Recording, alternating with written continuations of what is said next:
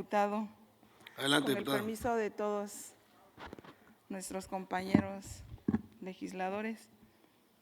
Hoy, que aún estamos en mayo y dentro del marco de conmemoración del natalicio del general Lázaro Cárdenas del Río, quiero a manera de homenaje hacer uso de esta tribuna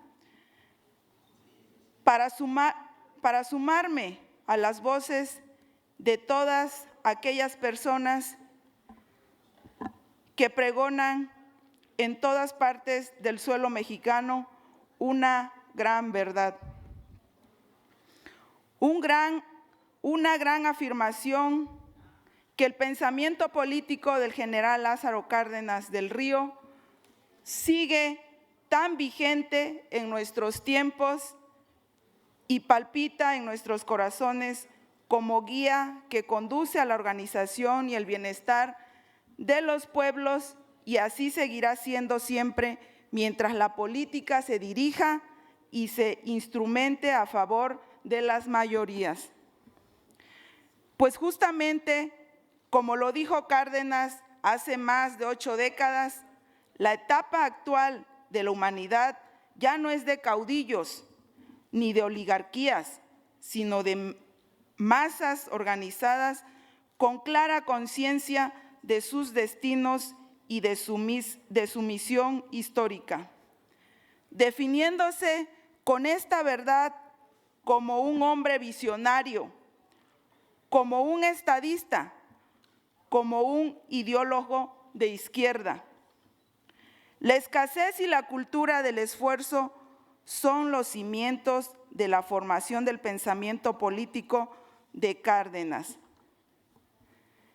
Pues al nacer dentro del seno de una familia humilde, el 21 de mayo de 1895, allá en Jiquilpan, Michoacán, con todas las dificultades económicas en las que creció, llegó a cumplir su sueño de servir a la nación como presidente de la República.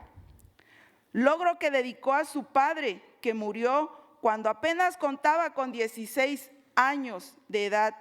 Sin duda alguna que fue buen estudiante, pero sin dinero, sin privilegios y siendo el mayor de 8 hermanos, no le quedó otra que abandonar la escuela para ayudar a los gastos de la casa.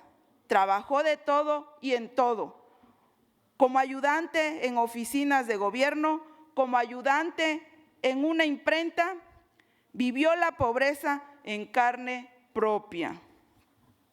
Los campos de batalla moldearon su pensamiento, pues en 1913, cuando el presidente Francisco I. Madero fue derrotado y asesinado por Victoriano Huerta, Venustiano Carranza, siendo gobernador de Coahuila, convocó a la rebelión en contra del usurpador Huerta.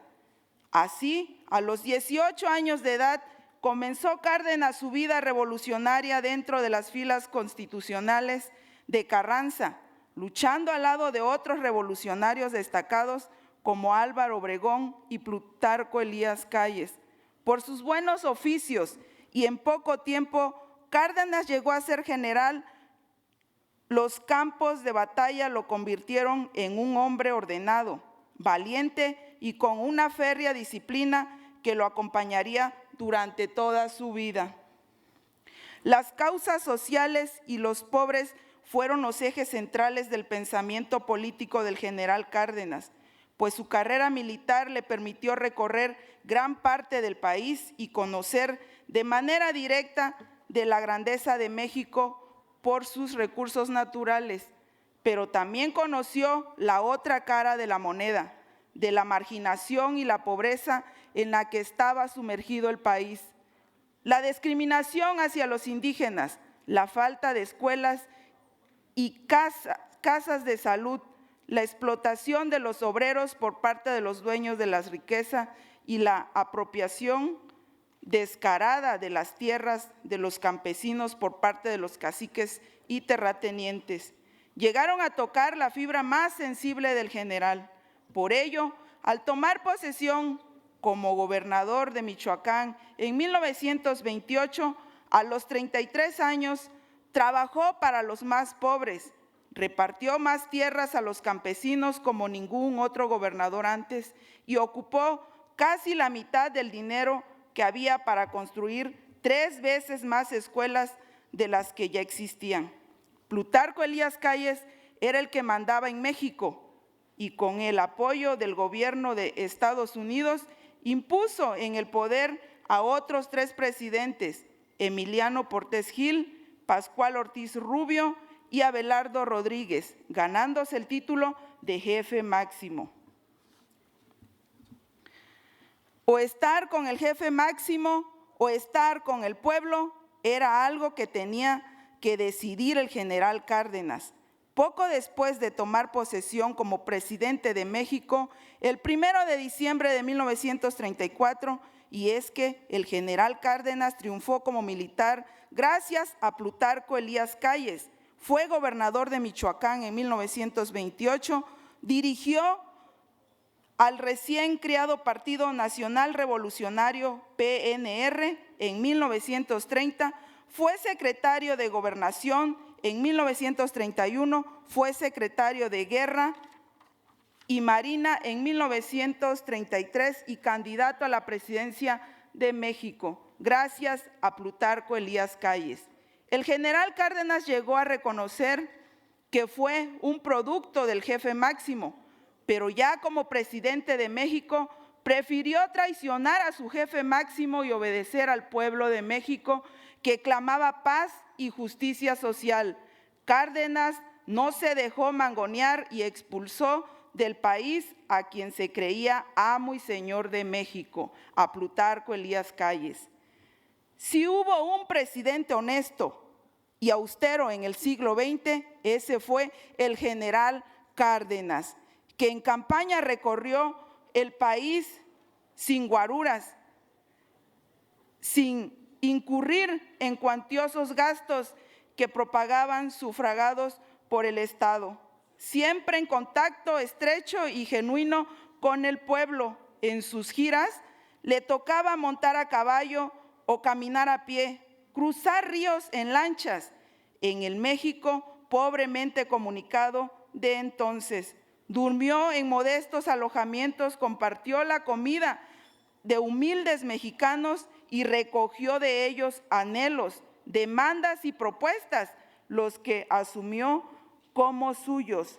El general Cárdenas fue el presidente de los necesitados, de los pobres, de los indígenas, de los obreros, de los campesinos. Fue el presidente que repartió más tierras a los campesinos como ningún otro, aplicando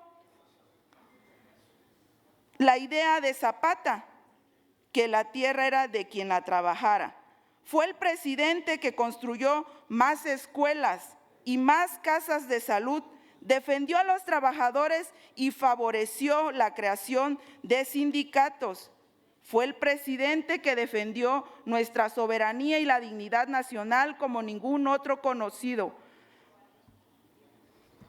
En 1938 defendió y conoció la expropiación petrolera, los bienes de todas las compañías extranjeras que explotaban no solo nuestro subsuelo mexicano, sino también a los obreros mexicanos con míseros salarios y en condiciones inhumanas de trabajo. Con el presidente Cárdenas se creó Pemex, la Confederación Nacional Campesina, CNC, la Confederación de Trabajadores de México, CTM, el Instituto Politécnico Nacional de México, IPN. Fue un presidente de instituciones y de corporativismo. El cardenismo es hoy una fuerza ideológica viva, ciertamente no entre la clase neoliberal de nuestros tiempos, no entre los conservadores y vendepatrias. Es una fuerza viva entre las masas de campesinos, obreros, empleados indígenas e importantes grupos de la clase media. El sentido fundamental del pensamiento y la acción cardenista se inspiraron en los móviles de justicia en la urgencia de atender las demandas populares insatisfechas y en formas sobresalientes en la decisión de enfrentar la dominación del capital extranjero. Quienes aman a su pueblo y le sirven para engrandecerlo, quedan sus nombres escritos para siempre en la historia de México y en las memorias de los mexicanos.